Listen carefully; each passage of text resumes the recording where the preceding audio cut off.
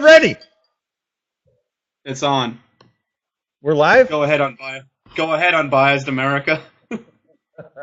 Oh, my connection's crapping out. No, you're Hello, good. everyone. Listen, I'm Kevin Ryan. This is my first time on the show. We had an issue with Will for a couple weeks where the viewership was going down, and the people who are supporting our show wanted to make a change, and they said, Will, shave the beard, or we're going to replace you. He refused to shave the beard. So they brought me in. I'm one of the people who produce the show, and they said, Kevin, why don't you take over for Will? He's a retard. And they also said, let's have a good show for once. So I said, yeah, fucking hey, let's do it. So anyways, let me introduce these people to you. We got Will Ricciardella. Will Ricker. Riccadella. Will not going to work here much longer anyways. He's admin at the Anal Conservative, I guess. And I got to apologize. What is it? I'm sorry? The Anal Conservative? The analytical conservative, not the anal conservative. Yes. Okay, that not my fault. Typo. Anyways, I'm going to apologize to you. We have no women on the show tonight for you to hit on. Well, actually, we do. You're our resident woman, Kevin. Thank you. You going to hit on me? No, you're actually the most hideous woman I've ever seen in my life, so no. What? I'm trying to open my eyes. This sucks. I am 13. That's a shame. Or isn't it illegal for you to drink anyway? Yeah, no. What? Come on. Yeah. Aren't you 13? Yeah, you're 13. It's 14, I think now. So I don't know what you're going to do, Will. We don't have any women on the show. We got Mike. I guess he's European, so he's probably the closest to being a woman. But anyways, what are you drinking tonight, Will? I am drinking nothing tonight. I have stats homework to do after the show, so sorry, everybody. Whoa. Well, I guess I take that back. We do have a woman on the show tonight. And we got Matt Palumbo here in the lower right, who's pouring himself a drink right now. He's the author of Conscious of a Young Conservative and In Defense of Classical Liberalism. No. He's the admin of Being Classically Liberal and a contributor to National Review, Fee, and Rare, and now apparently a staff member for Alex Jones. Is that true there, Maddie? No, I did not get paid by them.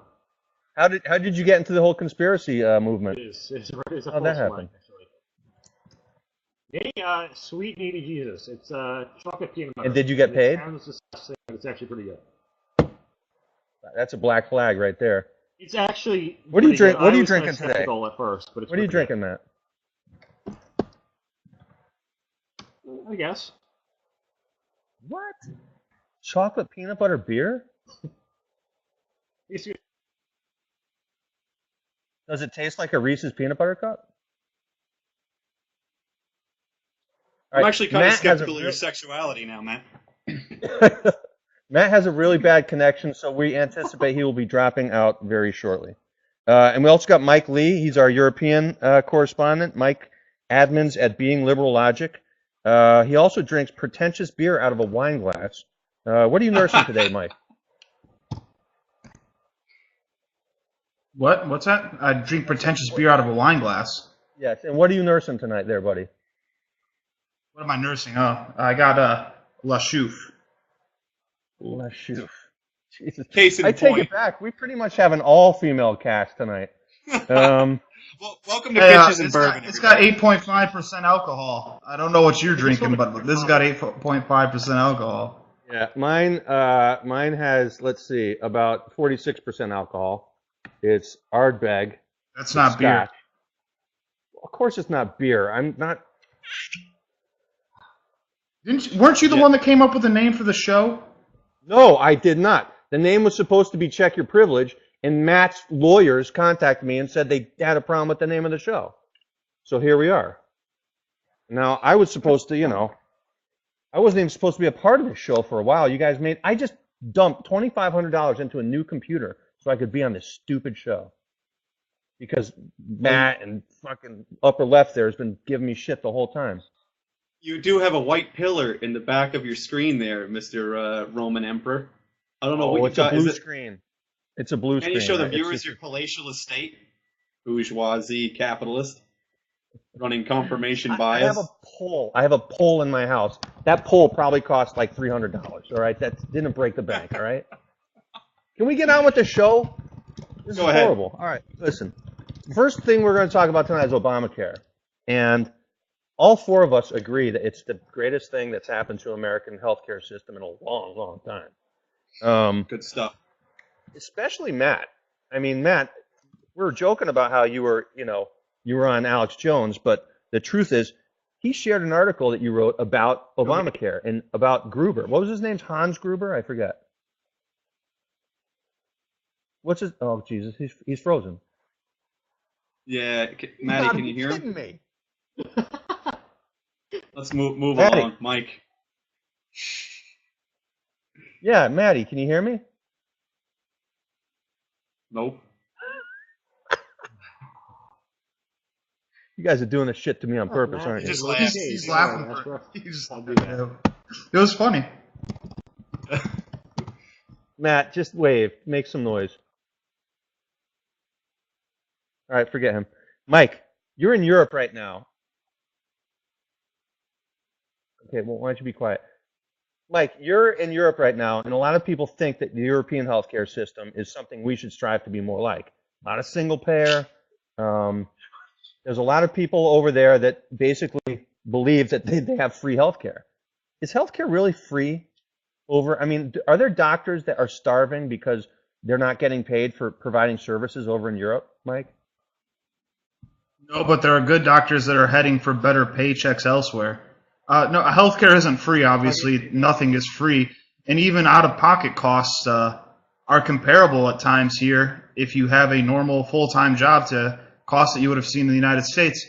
One of the bigger problems is that people go to the doctor here for things that they would never, Americans would never consider going to the doctor for. They just take some over-the-counter medication and be done with it. Lines are long, and sometimes life-saving procedures are, booked 3 months in advance, and you can't even get a life-saving procedure in time to save your life. They try to move you to the front of the line, but the whole system's bogged down. It's created a lot of unnecessary demand, and it's not even that much cheaper than you would see by any employer system that we've had in the States for the last half a century. Does rationing become an important component of a socialist-style healthcare system? Because it sounds like that's what you're saying.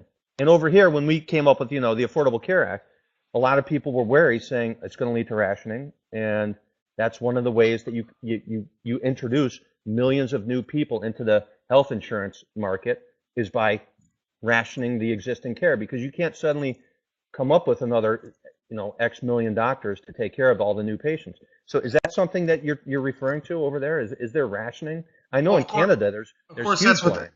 That's what they'd like. That's what they'd like to do. The problem is they've totally disregarded the most efficient way of rationing resources, and that's the price system.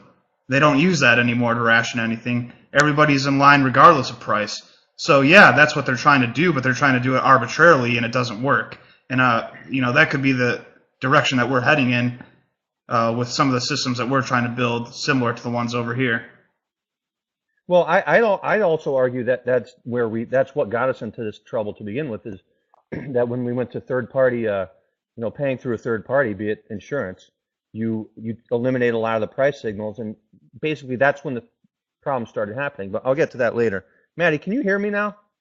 Yeah, I can hear you guys fine. You can hear me? Yeah, Yep. I can hear you. Listen, you got an article out today or yesterday, this week or whatever, talking about, what was the guy's name? Gruber? Yeah, the MIT guy. Yeah. And he has a book, and I've seen it. It's almost like a cartoon book. It's It's a comic book. It's written down basically to people so that he's speaking down to people like Yeah, they're there kids.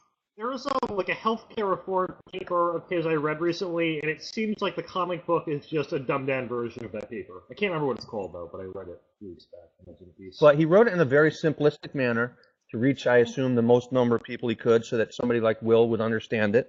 And I think that he made a lot of errors though. And you came up with about 8 errors, and this article you wrote is going haywire. It's going viral. Mhm. Tell us about it. I'd love to. No, so Okay, moving I on. think. Oh, okay. I thought that was going No, to be I it. mean, Continue. my problem is I think we have to make sure we have the right diagnosis of what the problems in our healthcare system are before we can even attempt to solve them. So I'm mainly attacking his diagnosis because I think if you can show the diagnosis to be wrong, then the solutions to that particular diagnosis can also be shown to be wrong. So a lot of like the common stats of his I attack are like the common one that something like 15 million Americans don't have health insurance. That something like 20,000 are dying each year due to a lack of insurance.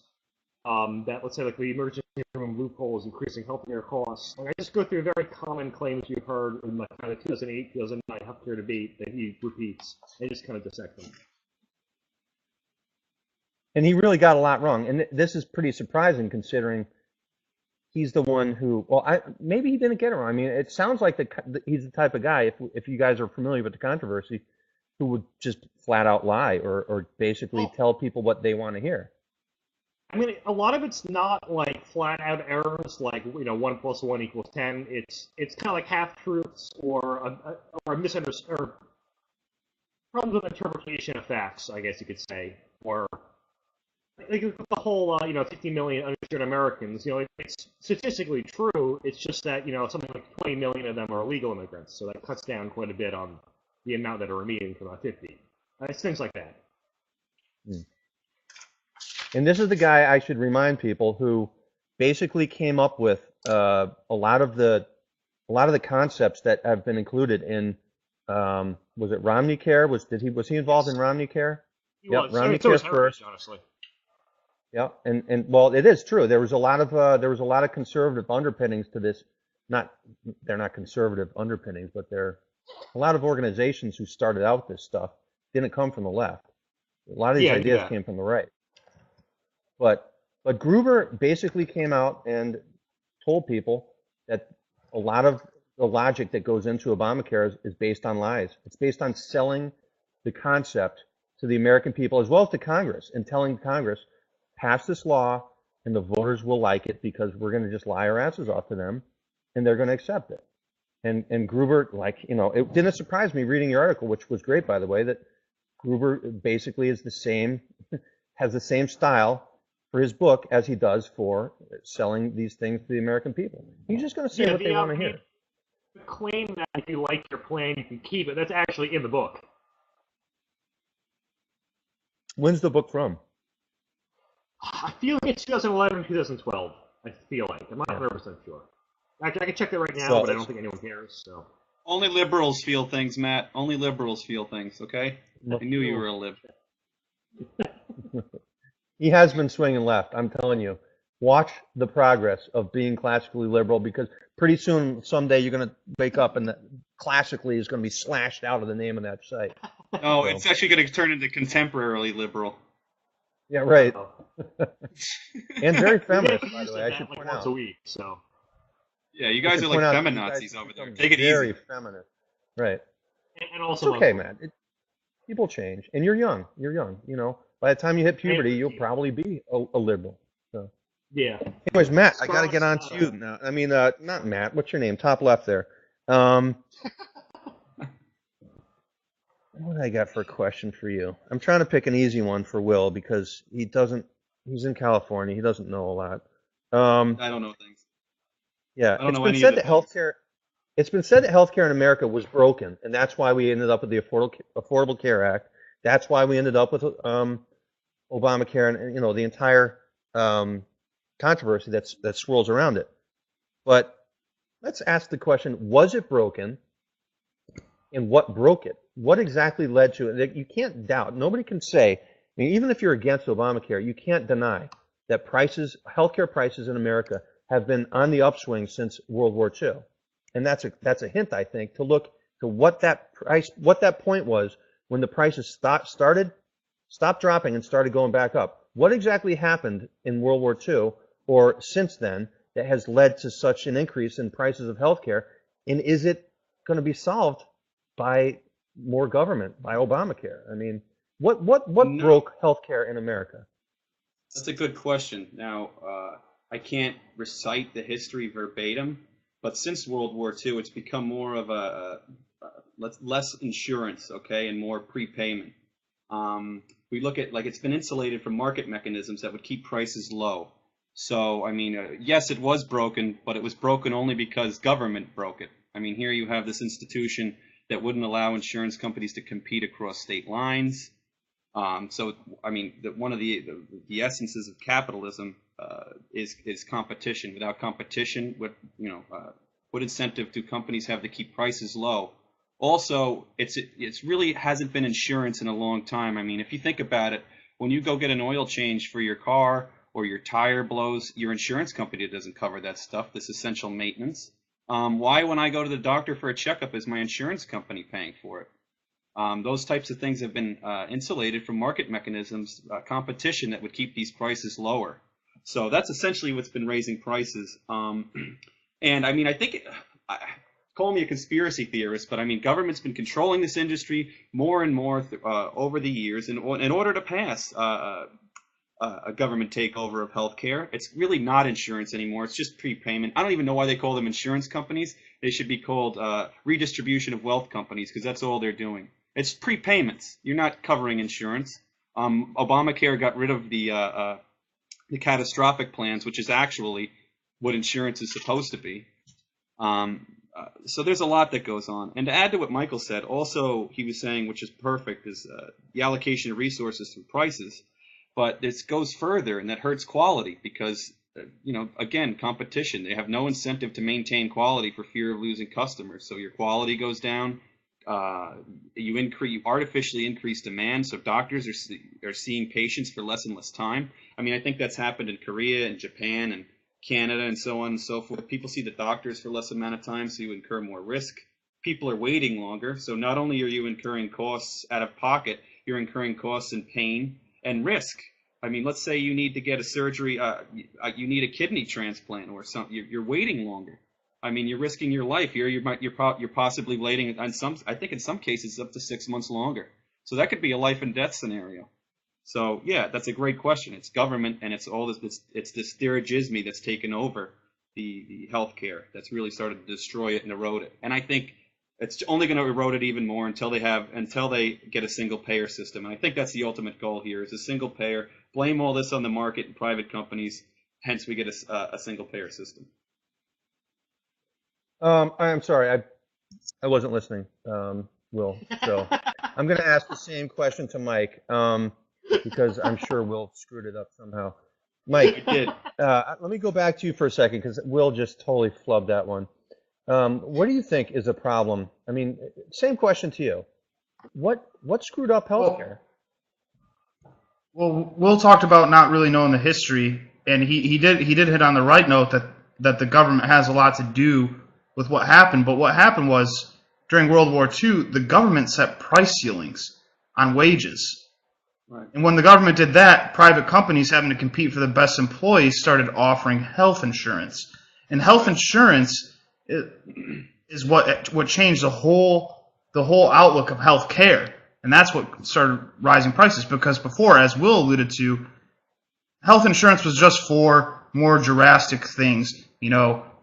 Big time procedures, you had health insurance for that. Going to the doctor, you didn't have health insurance for that. The price ceiling created by the government during World War II was what created this system that increased the demand, raised the prices, and then the government got even more involved with Medicare and Medicaid later, and that's how the price spiral got out of control. That's the history of the situation. Yeah. Did you take notes there, Will? Because that's the correct answer. Yeah. No, he's absolutely right. I mean, he nailed it when employers were forced to cover their employees. Again, further insulating it from market mechanisms. That's entirely correct. Right. Yes. No, I'm kidding. You're right. It's totally the way they took away the market. I mean, there's no more pricing mechanism. When you pay through a third party like insurance, or the government for that matter, you don't have the same quality controls. You don't care what you're paying. You pay monthly to your insurance company. Like you said, it's prepay. It's not really insurance, it's prepay. Right. So when you do go in there, you have no idea, you don't know what you're paying. You're not going to comparison shop between Dr. A and Dr. B down the road. That's not what happens. And when there's no comparison shopping, prices go up. It's pretty simple. And yet you have this 30,000-page Obamacare law that is attempting to solve something that any first-year economics student can tell you is wrong, which is just bring the market back into play. Let people go out there and price comparison between doctors. And there's one more thing I want to add about that. If in the places where people do price comparison shop, places, industries that aren't covered by insurance, their prices have been going down, not up. Right. Quality has been going up. LASIK eye surgery, plastic surgery, Botox, right? Yeah. That's right. And so that's right. So people who nobody read your book. So people who actually say that the market is broken, which I can't stand. Every time I hear the market is broken, you know it's somebody really dumb saying it. The market's not broken. The market doesn't exist. Okay? But when you look at a market for healthcare that does still exist, like cosmetic surgery, which isn't covered by insurance, prices are going down, quality is going up. Do that to the rest of the to the rest of the healthcare industry, you're going to get the same effect. You're going to get better quality and lower prices. And I think, to me, that's the bottom line, and that's why Obamacare is not going to work, and no other government solution is going to work. You got to get back to catastrophic insurance, and you got to get back to not paying, like Will said, not basically prepaying is the problem. Right. And it's been since, and like Mike said, it's been a problem since World War II. The problem with Obamacare is it attempts to solve a problem with our healthcare system, the number of uninsured, but it doesn't address the root cause of that problem, which is a spiraling cost. There's a lot of evidence that this exacerbates this cost. So. Right. That's right. Well, and another thing to add, a lot of this starts with the conflation of healthcare and health insurance. Healthcare was available to most people. There's free clinics. We have Medicaid for the poor. There was Medicare for the old. Every state has Medicaid, so I don't know where they was coming up with, there's these people that are uninsured. Certainly they were privy to Medicaid. Older people are privy to Medicare, so I don't understand what the rationale was. I think it was 89% of people before the law were actually covered. So I think some of the people must have been, I don't know, younger people that don't feel the need to be covered. Also, you got to look at it as, we talk about allocation of resources a lot, but here you have an increase in demand, an artificial increase in demand by the prepay system. I'm prepaying. I might as well, if I have the sniffles, I might as well go to the doctor. Also, you have price ceilings, and Mike mentioned those. You've artificially increased demand while limiting supply at the same time. What doctor is going to want to go to school for the 12 years that they have to be in college in order to be a doctor if they're not going to make the money that's demanded in an actual market? How do these resources flow to where they're needed? Do you know what I mean? You've over here. Right, you've artificially increased demand and artificially decreased supply, and it's a terrible idea. But go ahead. This happened in the Soviet Union. But go ahead, Matt. No, another problem I don't think we addressed, though, and it's another problem created by the whole World War II price controls, is that insurance is now linked to work. And we often heard during the healthcare debate in kind of 08, 09 from Obamacare proponents that all these people have pre-existing conditions, and I think that's that's caused by the employer-sponsored model. If you have a job, you develop a condition, and you lose your job, now you have a pre-existing condition. So that too can be traced. That's another problem. That and rise could both be traced back to the whole World War II price controls. Right. So, anyways, I just want to wrap this up. We're going to move on to our next topic, and I'm going to hand it over to Will now. We're going to talk about ISIS and those crazy kooks and what they're doing. It's a laugh a week. They keep coming up with something else that's, getting to the headlines every week. And Will, what's the problem with ISIS? What ordinance should we be bombing them with? You are our resident whack job conservative neocon. Fuel air explosives, nuclear, napalm, what exactly can eradicate this problem? Is it, or do we just need to give them jobs? Anyways, I'll hand this off to you, and I'll leave it at that. Will, go ahead. Top left. There's nothing here that a good job can't solve. I mean, all ISIS is after are jobs. They're pissed off they don't have any work. So they go around and they slaughter Christians all over the Middle East and, take land from sovereign countries. I don't know, mass enslave women, sell them into the sex trade, just because, there's no jobs. But I don't understand how this Jen Psaki and this other gal, I don't even know how they get on TV. Really, it's mind-boggling. But ISIS, that's a good question. What do we do? If we go to war, we annihilate the enemy. If we're not going to go to war, I think Obama applied for a limited authorization of force, limited ground operations. What does that mean, limited? Is victory limited? Victory means a complete annihilation of the enemy. If you go to war, you go to war to annihilate every last person that adhered to that ideology. You crush it like we did in Nazi Germany, like we did in Imperial Japan. You annihilate every last one of them and you win the war, and then you go home. I think a lot of people today conflate war strategy with nation building, which is entirely incorrect. Moreover, FDR fighting World War II was a far left guy, no doubt about it, understood how to win wars. You had Harry Truman understand that victory is the only timetable for success, is the only timetable for withdrawal. Eisenhower, the same thing, was a pragmatic politician, understood the same thing. I just don't know when the United States, if there's a clear enemy such as ISIS, all of a sudden became like like a police force. Like we go over there and break it up, and then we monitor both sides. I don't understand that. When have we shifted from a country that won wars, that took war seriously, to a country that we have today, where we go in and we nation build, certainly with countries that really have never had a civil society and never really respected individual rights in the first place. That's an impossible task. You know what I mean? That's like trying to convince a liberal with reason, logic, and facts. That's my take. So, I mean, but what the hell are we going to do about this issue? Because they're coming closer to our shores. No, that's a good idea. I think they're in Libya now. That's 500 miles from Italy. They keep taking ground. If we allow them to build the infrastructure, I hate to draw parallels, but in World War II, France never wanted to do anything about Germany marching into the Rhineland to protect their industry. Part of the Treaty of Versailles was that they were not going to have troops in the Rhineland. When they were told, I think it was Chamberlain and in France, when they were told that they were marching into the Rhineland, neither one did anything. It's the same thing. We have ISIS here building up this infrastructure.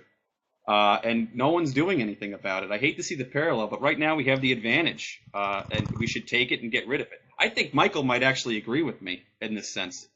I know he certainly agrees with me in the principles of war, but what do you think, Mike? I want to get your take on this as a former member of the military.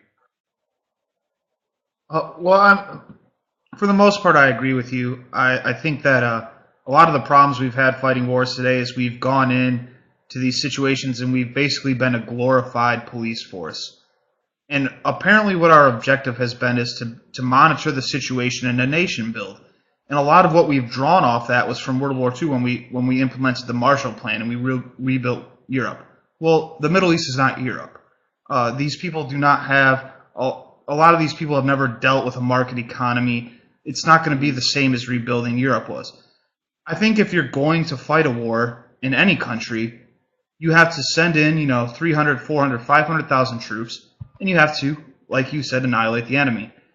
This kind of limited war fighting that we've been doing in the Middle East, where we're kind of hanging around for 10, 15 years, fighting the longest wars in our history, and they're not even really wars, that kind of stuff doesn't work. And then you got Obama's proposal here where he's putting a 3-year limit on the limited ground troops. Well, if I'm an ISIS fighter, I'm just going to mount an insurgency for what I know is 36 months. And then I'm going to know that you're going to leave. So, if we're going to fight any of these, if we're going to fight ISIS, if that's what we're going to do, then we need to declare a war. We need to send in a ton of troops. We need to give them the tools and the authorization that they need to kick ass, and we need to win. If we're not going to do that, then we shouldn't even get involved. Because it's a waste of time. It's going to make people hate us more. It's not going to work. So either we go in and we win decisively, or we just sit back and see what happens. Well, when was the last time America ever did that? When was the last time that America declared war, went in decisively, won, and came home to parades? Ask the people of Hiroshima and Nagasaki. When's the last time we did that? Yeah, exactly. That's the last time we did that. Hiroshima and Nagasaki is the last time we did that. We haven't done it since. And I'd just like to add here for a moment, Michael, that was right on the money. Also, Olivia Valentine from the Liberty Nerd page said I had a fantastic beard. So I'm going to go to sleep a really happy man tonight. I just wanted all you guys to know that my beard's fantastic, and all of you should shut up. Thanks. We didn't have a female panelist this week, so he had to choose somebody from the crowd that's watching us and hit on her. Liberty Nerd, follow it. Olivia, inbox me. Nerd, yes, Liberty Nerd is a great page. I'll give you that. But for the love of God, man, you hit on everybody. Will. Yeah, well, it's a numbers game. I have a question for you, Will. Playing the percentages. It's economics, okay? Dating is everything's economics. Will, I had a question for you about ISIS. Go ahead. So, ISIS burned 54 Iraqis alive this week. Do you or do you not think that this workplace violence has gotten out of hand?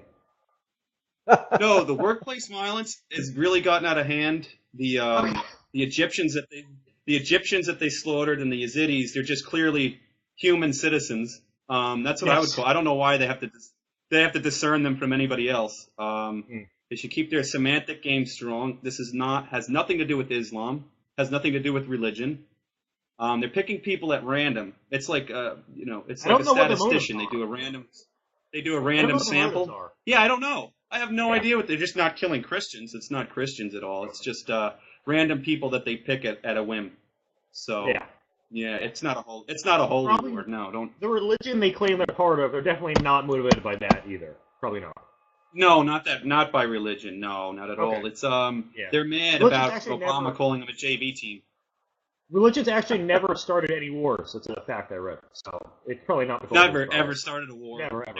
They're perturbed. Obama called them a JV team on TV, and they're just trying to show them that they're varsity. That's it. You know what I mean? Give them a little. That's it. They're a JV team, and that's what they're mad at. Clearly, they're not just slaughtering Christians, women, children. They disgust me actually, and and that poor gal that died, I forgot her name. Kayla Mueller. Yeah, that's terrible. How many people are we gonna let them kill now? Let's get this over with. It'll be easy. Well, this should be. I think she might have been killed by an airstrike, though, right? It might have been Jordan. It might have been an accident. No, that's what they said. I don't know they if it's true. killed her. That's garbage. Here's the thing, man. I'm 90. Here's the thing. I'm 90%. Yeah, I'm 90% sure they're just saying that so we get pissed off at Lebanon. I don't think it's true. I just think that's what the report is. I don't think it's true, but no. They waged propaganda war. They're just saying that our airstrikes killed the gal. They killed her a long time ago. What they won't do again is kill somebody on television, because the last time they did that they killed the journalist. They beheaded him. We upped our airstrikes, or we started our airstrikes, so they have little incentive to do that again. So I'm sure they killed her a long time ago, and then planned on, we get hit if an American missile hits us, we'll say that, they killed their own persons. This is nonsense. I mean, you can't, these people are animals. They really should be gutted. I'm pretty sure that's what happened. I mean, that's what I think probably happened. I just know that there's, the official report's different, but yeah. What I want to get, though, is I want to get the confirmation bias American opinion on what's going on in Iraq. I don't know if he's frozen or if he's just sitting there with his mouth agape, admiring my beard. I was trying to make people think I froze. But a lot of people do that to my beard. It could be the scotch, but I just want to get your take on this. What's your take on military action? Do you see them as a threat? Number one, do you see them as a threat to the homeland? And number two, what do you think we should do? See, I make my entire existence online by not answering questions like this, where people can say, "Oh, you're a neocon," or "You're this or that." So you're asking me a tough question, and I'm going to out myself here by answering this. But I think we should bomb them back to the fucking Stone Ages, and this is a huge issue, huh? So they already live in the Stone Age. Yeah, they do. But this is a huge issue over here, I've noticed that it's a big, there's a lot of cognitive dissonance going on between the people who, anarchists and libertarians who are totally anti-intervention, and they say, okay, we can't get involved, we can't do anything, and then they see a guy get burned alive, they see an American girl get killed, they see people getting beheaded, and there's a lot of dissonance going on where people just they don't know which way to go on this issue. If you look at polls, it's something like 78% of people believe that we should do something. We should be involved militarily, and even more than half of the people think we should involve ground troops. If you had told me this stuff a year ago, I would have been on the side of don't get involved. In fact, I was. I've spoken out against going to war in Syria, and I've spoken out against policing the world. Like Will said earlier, why not? Half steps aren't going to work. But when you see what they're doing, and then you see how they're spreading to Europe and how they want to come to America and so forth, I don't feel bad about saying they really do. We have a military, and I think they deserve to go to war. I mean, they've done enough to incur our wrath. And right. And I don't have a problem saying this. In certain ways, it goes against a lot of what I believe, because I'm not the type of guy who wants to intervene in every military situation. I was against a lot of the American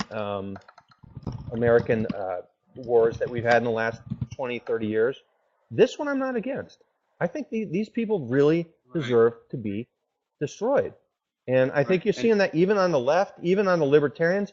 I think a lot more people are coming out and saying we need to do something about this because they're gaining members. They're growing. You know what really burns me up about this whole thing? And I always hear a lot about, America spends so much on their military and stuff, which is true. And I'm sure a lot of it is superfluous, and there's some certainly there's redundancies that could be cut out. But Europe, I mean, they're the most threatened right now by this, and they do absolutely nothing. And the reason why our military spending is so high is so Europe can piggyback over our military strength. You know what I mean? It's infuriating that they do absolutely nothing about Russia. You have Putin going into a sovereign nation. Oh, no, I'm not waging a war. No, that's not me. Those aren't my troops. Are you kidding me? And Europe stands around and does nothing. They're doing nothing about ISIS. Russia does nothing about ISIS. China does nothing about ISIS. It's left up to us. And I mean, here's an argument. This is why we have such a large military, spending. It's because we protect most of the Western Hemisphere. We protect all of the West. Europe is feckless, to say the least. And Michael can probably attest to that. He's drinking a feckless beer right now out of a lady glass. I mean, what do the Europeans say about this, Mike? Are they? I mean, you have these people taking these little attacks in France. You had these members go into a kosher store to shoot Jewish people. I mean, here we couldn't even get acknowledgement that they went in there to kill Jews. It's like, it's a store, and anybody could have been in a kosher grocery market. You know what I mean? What are the people over there saying? You're in Belgium, which is practically France's illegitimate little sister. What are they saying there? Two things I have to address first. One, the beer I'm drinking has more alcohol per beer than like 12 Bud Lights or whatever the hell it is that you drink most of the time. And two, the Belgians aren't an extension of the French at all. The Belgians actually put up a fight when the Germans invaded their country, despite the fact that they. That is true. I'll give you that one. In any event, the problem with the Europeans is, and it is kind of annoying for me being an American over here, is that Europeans will complain about U.S. military and foreign policy. But then when their asses are on the line, frankly, they're beg for our help. They need us. Right. But at the end of the day, we can't control the Europeans, and I think any non-interventionist would say that we shouldn't be trying to control the Europeans. But at the same time, we have a vested interest in making sure that, especially Western Europe, is safe from any threat, and we prove that over and over again. So, yes, I agree with you. Should the Europeans take more control of their own security? Yes, they should. And NATO has been a completely failed agency, just like any other cooperative European agency that they've tried to get going since World War II. Not that I don't think the Europeans should cooperate with each other. It's better than fighting with each other like they did throughout their history. But yeah, should they take more responsibility for their own defense? Of course they should. But in the absence of that, we have an interest in making sure that our allies in Western Europe aren't overrun by violence or radical ideologies. And I think that if ISIS is a threat to Europe, ISIS is a threat to us. Whether or not Europe should take more control of their own defense is a separate issue, in my opinion. No, if you threaten that we have treaties, Can I just say 1 second? Go ahead. One of the people in our chat here, Libertarian Conservative, says, assuming he's talking to Mike, says, how has NATO failed? I mean, they prevented Russia or the Soviet Union from taking over the Western Europe. They stood in the way, essentially. How have they failed? They were. NATO did that, or did the U.S. military do that? Sort of a prophylactic. There was no attack. I mean, it's like they stood in the way. Soviet Union collapsed. Well, it's funny. NATO is here right now, and NATO's stronger than it's ever been. And what's Russia doing now? They're not the Soviet Union anymore, but they're in Ukraine. And what is NATO doing about that? Poland's calling the U.S. military over to assist. Ukraine's not a member. Ukraine's not a member state. Yeah, well, the member states are right next to Ukraine. They're bordering Ukraine. Ukraine gets taken. Who is Poland calling? Poland's calling the 3rd Infantry Division of the United States Army to come help them. They're not calling NATO. Right. NATO has no organization. They're an ineffective defense apparatus. Right. When Russia, they're not even the Soviet Union anymore, but when Russia's threatening, even minorly threatening the European homeland, they're calling the United States still to this day. NATO's been completely ineffective. I mean, I agree with Mike to a degree. I mean, NATO troops aren't going to fight with the tenacity of a country with a homeland that's threatened. So let's say you have areas of NATO that aren't exactly threatened. Their troops aren't going to be exactly gung-ho about going to war. In this case, you'll have, let's say, they're threatening America. They're killing American people that are in horrible ways. They're killing Christians, in which we have a common ideology with, and that's a threat to all of the West. And I think that the United States of America obviously has the best military force in the world. No, we do not need a coalition. It would be great to have one, but do we need one? Absolutely not. No. I mean, this whole thing with Obama, we need to get a coalition, and you don't need to do that. When you go to war, you need to win. And another thing that bothers me about this guy, it's like, I want a limited war. We're out in 3 years. The guy clearly doesn't want to go to war, but caves to political pressure. If you don't want to go to war, don't go to war at all. Say, no, I don't want to do it. I'm not going to do it. This man stands on zero principle.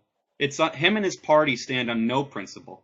They're all party over country. It sickens me, really. I don't know I just don't know how we elected him twice. I also don't know how Matt Palumbo is not a celebritarian right now. And I also want to know if Maureen Fallon's real.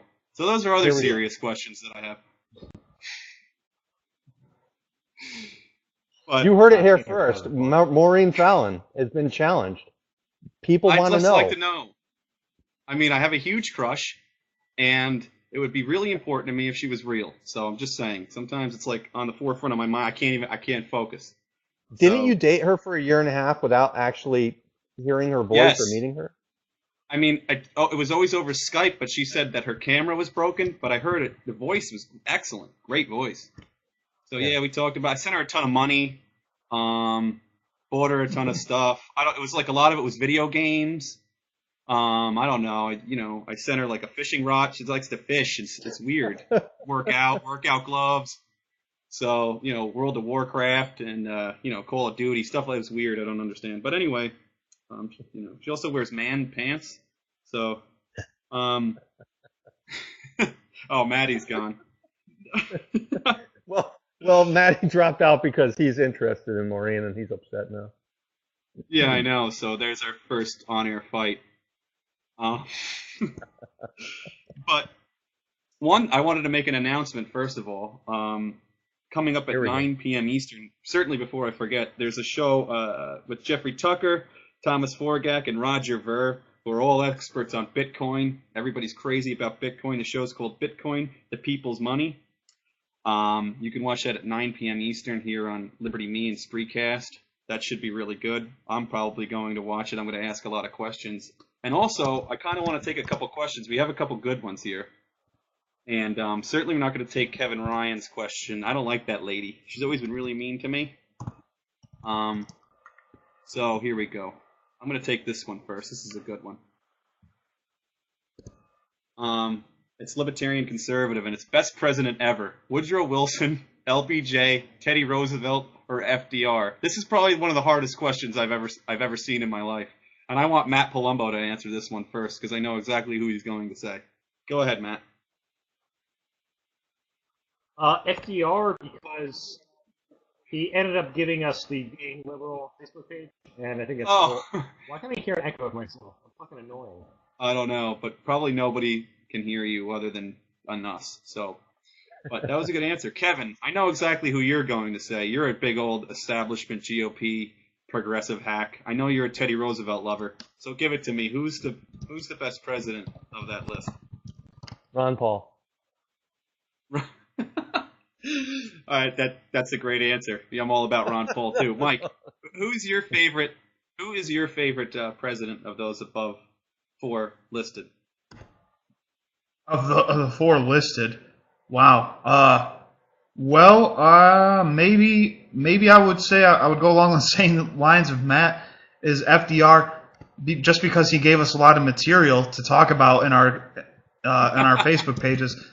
But not only that, if I can give FDR credit for one thing and one thing only, is that he knew how to send troops into war to win a war. But other than that, I'm not a fan. But at least he knew that. That is a good question, because it's like it really corners you. I think there's little difference between the 4 of them.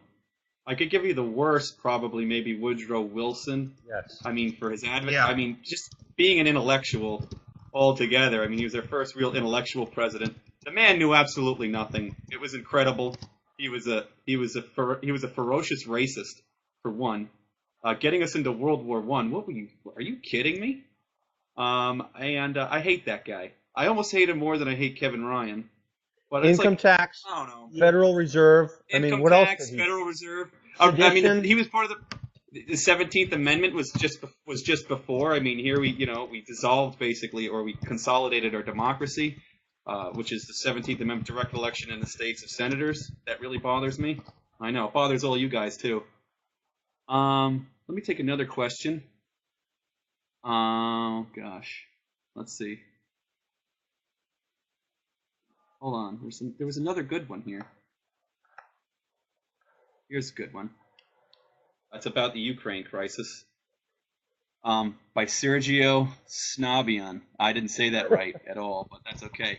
Do you support Ukraine or Russia in the Crimea crisis, or another party? That's a good question. I'm going to start with Kevin. Kevin, who do you support? Well, I've never supported Russia in this entire deal.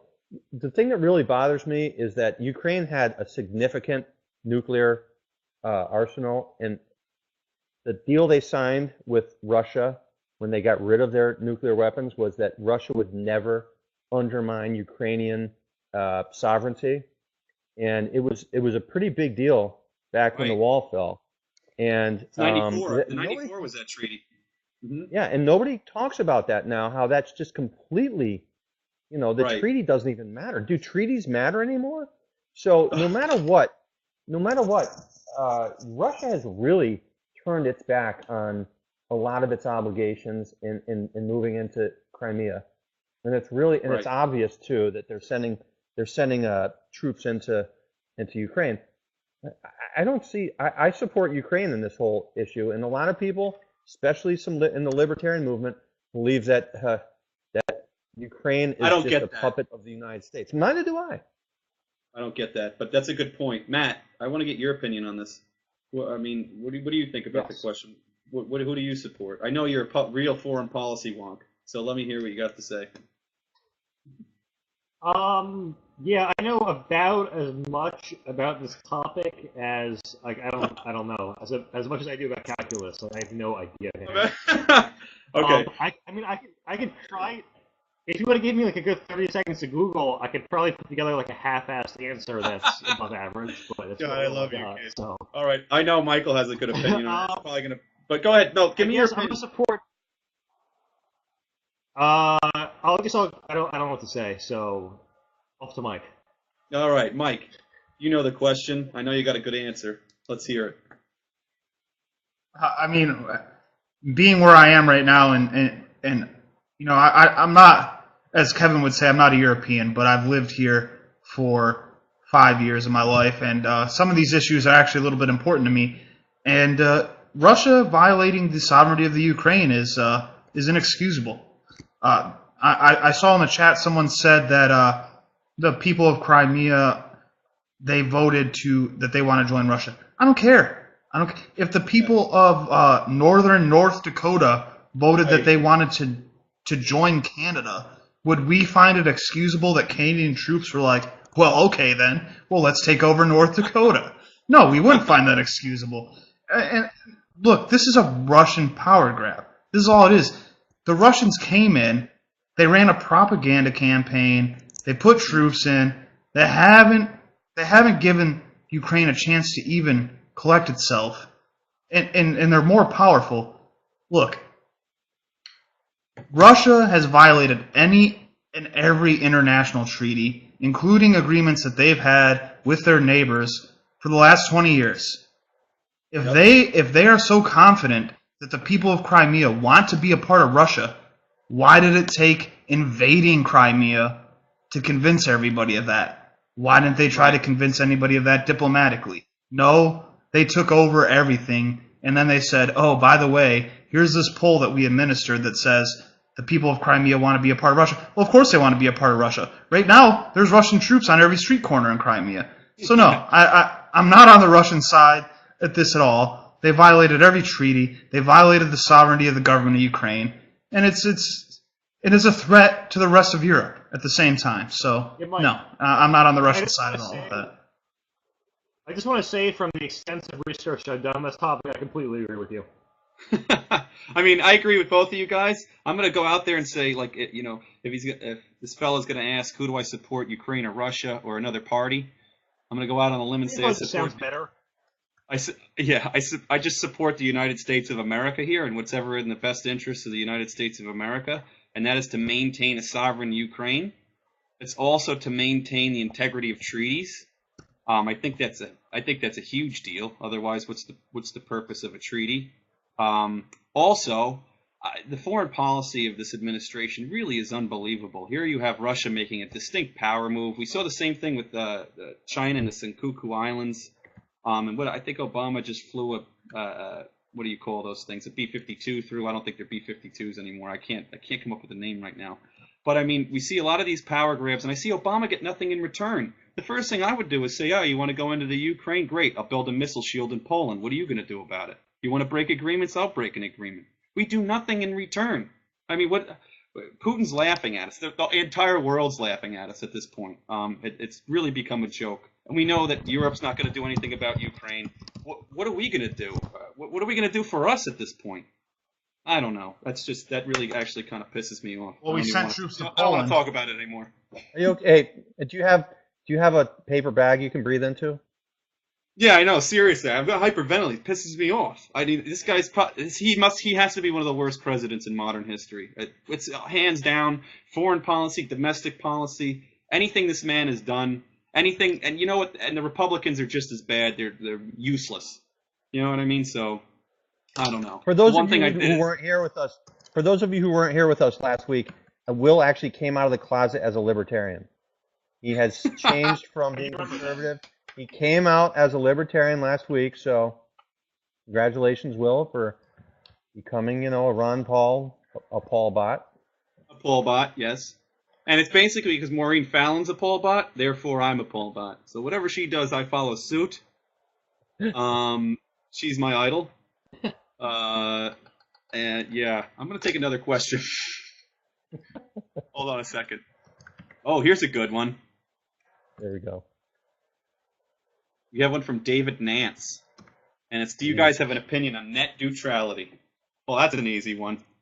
Let's start with Kevin. Government, No. biggest government grab ever. They're solving a problem that doesn't yet exist by taking over the internet, and yet you have everybody on the left, on the libertarian side, everybody is buying this hook, line, and sinker. That they're gonna throttle back our internet, and we have to stop them before they do it. And therefore, to stop them, we have to regulate the internet as some sort of, like it's an electrical utility or something. It's a joke.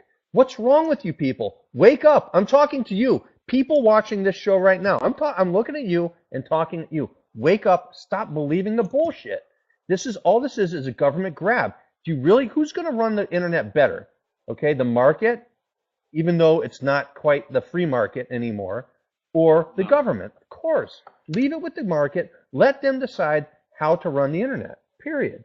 Don't let the government get their fingers on the internet. Right, and I'm gonna go to Mike here on this one. It's a well-known fact that government runs things very efficiently, isn't it, Mike? So wouldn't you agree with the government regulating the internet? I mean, I know that government can most definitely run Kevin's life more efficiently. I mean, that guy is on his last brain cell. But Mike, do you think that they can run the internet as efficiently as the market can? No, of course not. It's funny. It's like we're trying to avoid this thing where people pay a premium for certain websites and they don't pay a premium for other websites. And I don't know if they realize that we already have websites that do that. Facebook and Google pay a premium so that they get faster internet service than other websites. Why do we trust the government, who has shown throughout history that when they have power to control something, they will cave to special interests? So who do I trust more? Special interests of my money flowing into private ISPs and private cable companies, or private whatever the future technology company? Or do I trust the government and some lawmaker saying, well, you know what?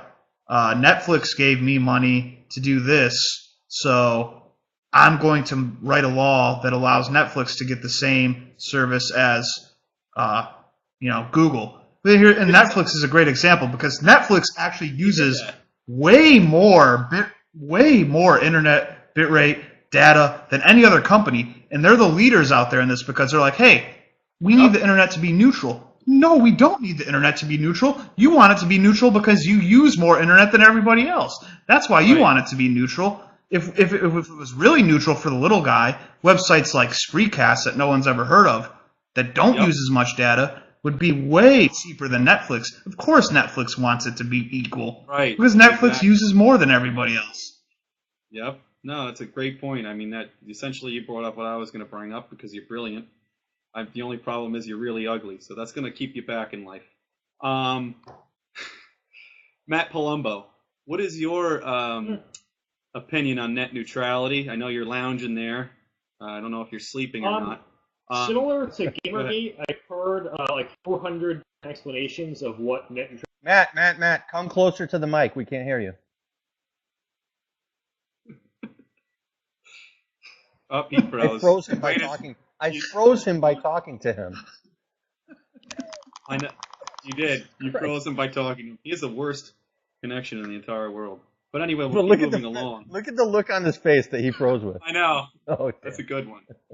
But he'll probably be back in a sec. But he was going to be wrong anyways, so it doesn't matter. Those are good points on net neutrality. Again, it's like the fairness doctrine that we had for the radio there when they tried to limit. Well, they didn't limit, but it was if you had one point of view, you had to share the other point. This stuff it's insane. They're trying to regulate everything. They've already regulated our airwaves, cable airwaves, and so on and so forth. One more question, and I'm going to start with Kevin on this one. Oh my God! Are the men's? I want Kevin's opinion. This is from a Michael Lee, and are men with beards sexier than other men? I'm going to have to go with a resounding yes. Kevin, what do you go with? I mean, you being the resident woman here, because clearly you don't have any facial hair, so that screams woman to me. What? A little bit. Oh, no, Shaved in a few days. Oh, God, your face is What is it? and I thought Michael was ugly. I don't know what. Oh, God. What is it? What is he doing? I don't know what he's even doing. What is that? I don't know. But again, No, I want to remind everybody. Listen, beards are for people who are compensating for other shortcomings.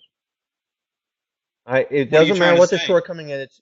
I'm saying if you When were you born say with shortcomings,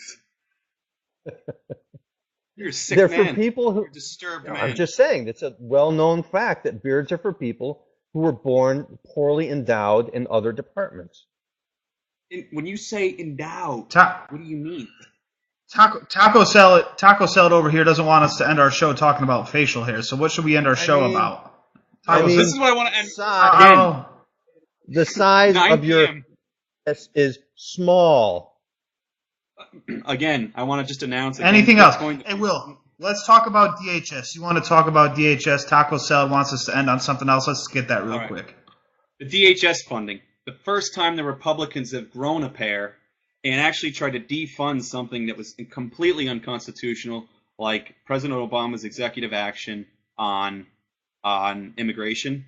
I'd like to applaud them for once. Boehner isn't just a really orange guy that cries all the time. He actually steps up once in this, I don't know, in what has it been, 5 years now since the Tea Party coincidentally put him into power. Moreover, we have the obstructionist Democrats that won't bring it to a vote. They're filibustering. My opinion is the Republican majority should get rid of the filibuster and just start nailing out this legislation, send it to the president's desk, and let him veto it. I think it's time for the filibuster to go while the Republican's in office. And you could add the filibuster back. You could change the rules before the next session. But the filibuster is not in the Constitution. We do not need it. What we do need is a little bit more liberty. You know what I mean? So extremism. It's not even extreme. It's not even extremism. Get rid of the filibuster. Start passing laws. No. You're an idiot. Get rid of these things. That's the stupidest thing I've ever heard. So you want more laws. You want more government. I want them rescinded. Right? I want Obamacare repealed. I want the filibuster gone. I don't want them to filibuster the repealing of Obamacare. I want these laws repealed. On the contrary, my friend. I know Obama will repeal them. They can try to get the votes to override or will veto them. They could try to get the votes to override the veto. This is what I want to start seeing some action. I want a smaller government, and the only way to do it is to get rid of that damn filibuster. And I know Mike agrees with me. We agree on everything. And Kevin, you don't even know what the hell I'm talking about. All right, you guys go. What do you think about DHS? Well, I disagree with you in the fact that it's funny that the only time that the filibuster is a problem is when the other party is in power. That's when the filibuster becomes a problem all of a sudden. It's not a problem, but it's a problem. Rand Paul and Republicans were the most obstructionist people in the entire world. We need to pass all these laws that I agree with. And then all of a sudden, of course they suspended it because... You know what they did? You know what they did? Hold on. You know what they did with that? They stacked federal circuit courts with these liberal judges. That's going to kill us. We have to do something. We have some recourse. The filibuster makes its own rules. The Senate makes its own rules. Congress makes its own rules. I don't have a problem with them getting rid of the filibuster in order to, in the cause of liberty. The Democrats did it for another reason. That's to restrict our liberty. I hate that. We need to do something. We can't go out there and say, oh, well, we're not going to do it, and we're not going to repeal any of these laws. No, let's start repealing them now. I mean, I think people will see that once they repeal them. You know what I mean? That's my point. That's all I'm saying. I definitely agree that we should repeal a lot of these laws, but I think a lot of people will point out that you sound exactly the same as the Democrats did about a year ago. That's the problem. That's the problem. Yeah, I agree with you. I agree with what you want to get done, but you want to get it done the same way the Democrats wanted to get it done a year ago. And that's the problem. I just want to get it done. Democrats get things done. Democrats get tyranny done. I want the Republicans to start getting some liberty done. You see what I'm saying here? Well, Republicans don't get liberty done. I know they don't. That's why. Get it done, son. Done? Get it done. What does that even mean? My neighbors are getting pissed. Get it done. Government does not create liberty. What's wrong with you? No, they got to read. When you lessen the broad scope of government, that creates liberty. We're in shackles right now. We need to loosen them up. You're going to do that by getting rid of one of the things that lessens the scope of government. No, the filibuster, they got rid of it and increased the scope of government. That's the problem. Now it's our turn to decrease it. You got to fight fire with Listen fire. to Mike. These libs have been institutionalizing progressivism for 100 years. We haven't fought back at all. We had a brief respite in the 80s. It's time to fight back. Got to get dirty, man. Got to get dirty. I don't know what's wrong with you guys. You guys are so, like, I don't know, scared. Especially Kevin. Look at that scaredy cat face. At least Michael's got a badass face. I don't know what's up with your face, Kevin. That doesn't scare me at all. Fucking, God, I hate take you you guys. out right now. I knew I hated you guys. Anyway, Fucking I want to make an announcement here. Watch Bitcoin, the People's Money, 9 p.m. Eastern on Spreecast and Liberty Me. You can find the link with Roger Ver, Thomas Forgak, and Jeffrey Tucker. Jeffrey Tucker. That's how you say that name. And I'll probably be watching. I know Kevin won't because, he doesn't watch informative things, and he also doesn't read. And Michael Lee does both of those things. But he also isn't in America, so that's a problem. But do you guys have anything else to say before we go? Anything nice to say? I have a quick announcement. Yeah, I have a quick announcement. Go fuck yourself. Oh, that's really great. I hope there's children watching. How about you, Michael? So do I. Anything to say? I don't have any announcements. I All right, filibustered the announcement. Yeah, I hate you and your filibuster. All right, guys. Thank you. Thanks, everybody, for watching our show and putting up with Kevin. Have a good night. See you guys. I'm not ready. It's on. We're live? Go ahead, Unbiased America. Oh, my connection's crapping out. No, you're Hello, good. everyone. Listen, I'm Kevin Ryan. This is my first time on the show. We had an issue with Will for a couple weeks where the viewership was going down, and the people who are supporting our show wanted to make a change, and they said, Will, shave the beard, or we're going to replace you. He refused to shave the beard. So they brought me in. I'm one of the people who produce the show, and they said, Kevin, why don't you take over for Will? He's a retard. And they also said, let's have a good show for once. So I said, hey, fucking hey, let's do it. So anyways, let me introduce these people to you. We got Will Ricciardella. Will Riccadella. Will not going to work here much longer anyways. He's admin at the Anal Conservative, I guess. And I got to apologize. What is it? I'm sorry? The Anal Conservative? The analytical conservative, not the anal conservative. Yes. Okay, that's not my fault. Typo.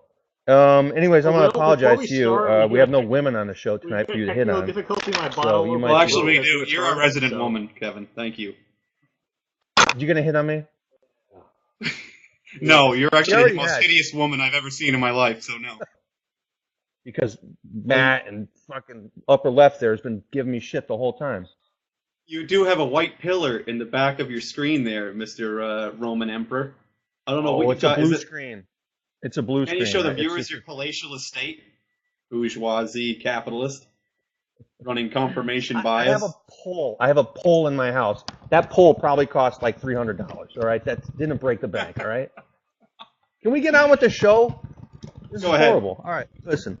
First thing we're going to talk about tonight is Obamacare, and all four of us agree that it's the greatest thing that's happened to American healthcare system in a long, long time.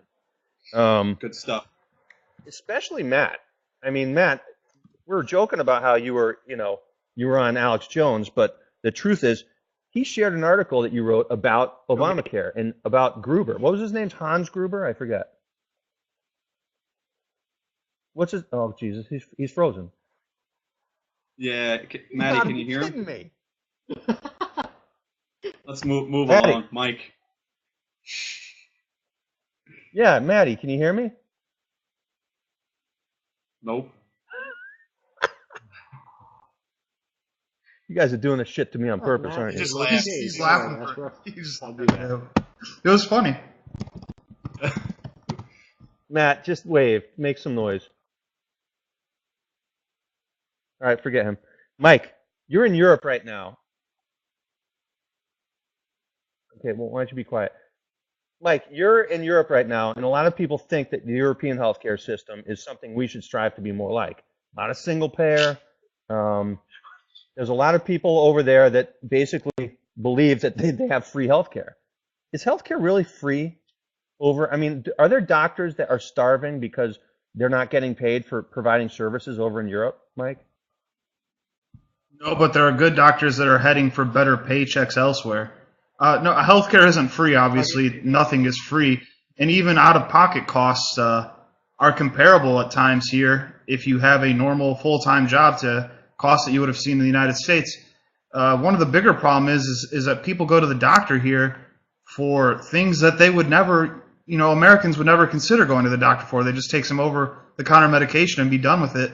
Lines are long, and sometimes life-saving procedures are, booked 3 months in advance, and you can't even get a life-saving procedure in time to save your life. They try to move you to the front of the line, but the whole system's bogged down. It's created a lot of unnecessary demand, and it's not even that much cheaper than you would see by any employer system that we've had in the States for the last half a century. Does rationing become an important component of a socialist-style healthcare system? Because it sounds like that's what you're saying. And over here, when we came up with the Affordable Care Act, a lot of what? Chocolate peanut butter beer? Does it taste like a Reese's peanut butter cup? I'm actually kind of skeptical of your sexuality now, Matt. Matt has a really bad connection, so we anticipate he will be dropping out very shortly. And we also got Mike Lee. He's our European correspondent. Mike admins at Being Liberal Logic. He also drinks pretentious beer out of a wine glass. What are you nursing today, Mike? What's that? I drink pretentious beer out of a wine glass. Yes, and what are you nursing tonight there, buddy? What am I nursing? Oh, I got La Chouffe. La Chouffe. Jesus. Case in I take point. it back. We pretty much have an all-female cast tonight. Well, welcome to Pitches and Bourbon. It's got 8.5% alcohol. I don't know what you're drinking, but this has got 8.5% alcohol. Yeah, mine has, let's see, about 46% alcohol. It's Ardbeg. That's not beer. Of course it's not beer. I'm not... Weren't you the one that came up with the name for the show? No, I did not. The name was supposed to be Check Your Privilege, and Matt's lawyers contacted me and said they had a problem with the name of the show. So here we are. Now, I was supposed to, I wasn't even supposed to be a part of this show for a while. I just dumped $2,500 into a new computer so I could be on this stupid show. What? I'm trying to open my eyes. This sucks. I am 13. That's a shame. Or isn't it illegal for you to drink anyway? Yeah, no, what? Come on. Yeah. Aren't you 13? Yeah, you're 13. But it's 14, I think, now. So I don't know what you're going to do, Will. We don't have any women on the show. We got Mike. I guess he's European, so he's probably the closest to being a woman. But anyways, what are you drinking tonight, Will? I am drinking nothing tonight. I have stats homework to do after the show, so sorry, everybody. Whoa. Well, I guess I take that back. We do have a woman on the show tonight. And we got Matt Palumbo here in the lower right, who's pouring himself a drink right now. He's the author of Conscious of a Young Conservative and In Defense of Classical Liberalism. No. He's the admin of Being Classically Liberal and the contributor to National Review, Fee, and Rare, and now apparently a staff member for Alex Jones. Is that true there, Matty? No, I did not get paid by them. How did you get into the whole conspiracy movement? It's a How'd that happen? Hey, sweet needy Jesus. It's chocolate peanut butter. And did you get paid? It's actually pretty good. That's a black flag right there. It's actually. What are you drinking? What are you I was drinking today? At first, but it's what are you drinking, Matt? I guess.